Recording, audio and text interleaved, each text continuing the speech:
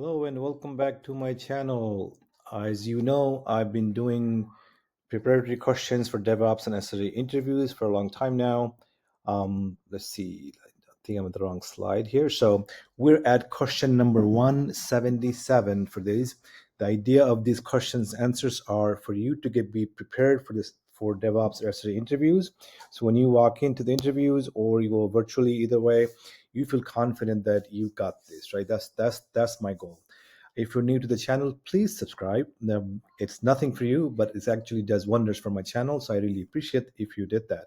Okay, you may or may not know, but I did some research on LinkedIn based on job descriptions, and I came up with these 15 topics that are the most important ones. The ones at the top, like cloud and AWS, are most important. The ones at the bottom, like system design and containers, they're still important. As you can see, there's 17 times it came out of 35 jobs.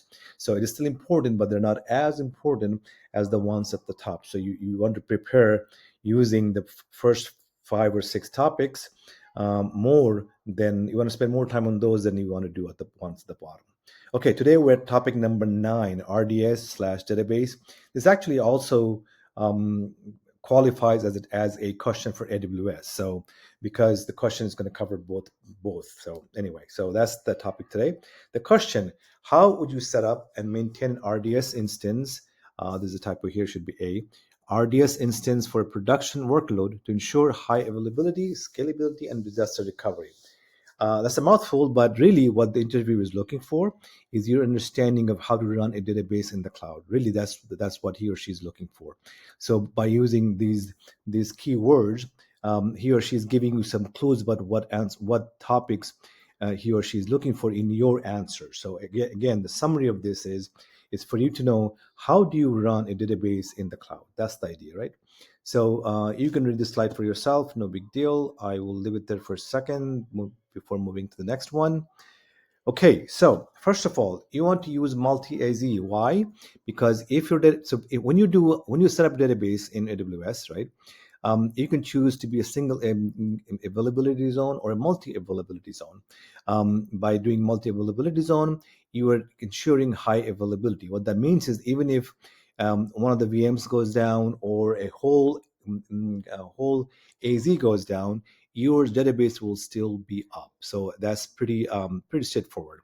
You want to use vertical scaling, meaning each of your virtual machines that you're going to use for your RDS, which you can customize to some extent, but you don't have control over those virtual machines.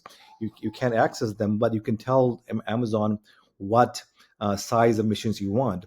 By putting the right size for the machines, you want to make sure that your application stays scalable based on your database capacity. You also want to use horizontal scaling.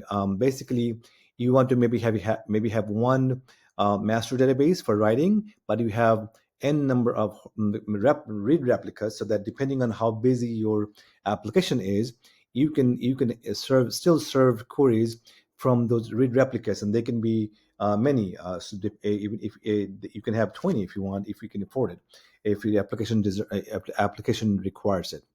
Automated backup and manual snapshots. These ensures essentially disaster recovery and also some level of high availability. Basically, if some disaster happens, you can still bring your database back up. You want to also have cross-regional snapshot. That means if an entire region goes down for AWS, you can still recover from a snapshot that you saved in a different region. So it gives you more DR capabilities, right? But it'll be expensive. I'll assure you that. You also want to use AWS CloudWatch for monitoring your database. AWS has many metrics that are automatically available, so you can use those for monitoring. You also want to encrypt the data at rest so that you're secure. So even if your virtual machine gets compromised or RDS gets compromised, your data is still secure because the person getting the access to these databases can read the data without your key. You also want to have IAM roles and security groups so that not everybody in your organization can access those databases. Only the right people have access. So you define some sort of DBA role or read view role or something like that, and you put people in those groups as appropriately, right? So by doing that, that's just another way of securing your database. You also want to enable automatic minor version upgrades. What that means is that if it, let's say that you're using MySQL version N, right? If N.1 comes out, you automatically you will let AWS upgrade your database without a downtime.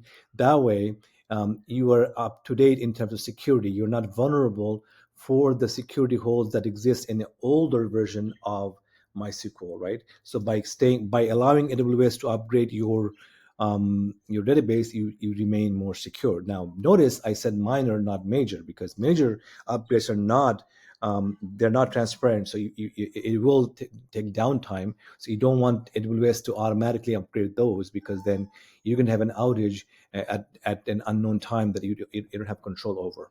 Okay, I hope this was useful. And if you have more questions, or if you want me to cover a particular topic, you can find me on LinkedIn, or you can simply leave a comment below. All right, I will see you in the next video.